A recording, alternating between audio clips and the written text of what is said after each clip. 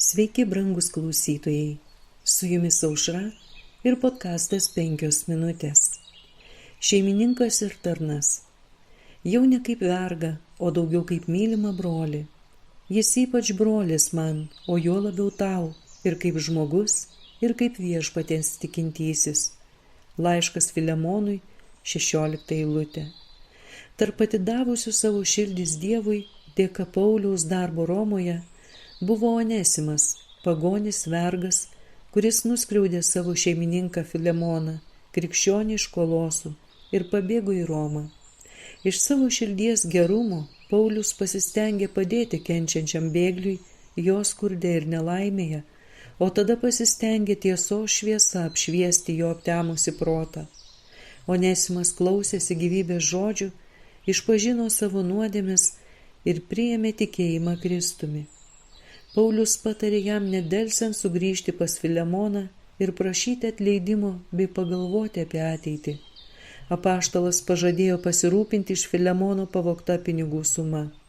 Tai buvo rimtas išbandymas tarnui – sugrįžti pas šeimininką, kurį buvo nuskriaudęs. Bet jo atsivertimas buvo nuoširdus ir jis nenusigręžė nuo savo pareigos. Pauliaus laiškas Filemonui rodo Evangelijos įtaką tarno ir šeimininko santykiams.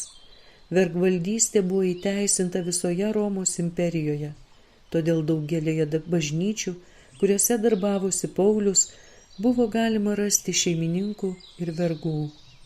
Apaštalo darbas nebuvo savavališkai ar akimirksniu pakeisti nusistovėjusią visuomenės tvarką. Mėginimas tai daryti būtų apribojęs sėkmingą Evangelijos plitimą.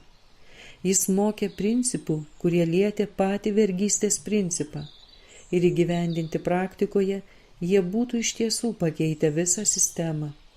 Tapęs tikinčiu, vergas tapdavo Kristaus kūno nariu ir kaip toks turėjo būti mylimas ir laikomas kaip brolis, ir kartu su savo šeimininku laikomas Dievo palaimų ir Evangelijos privalumų paveldėtojų.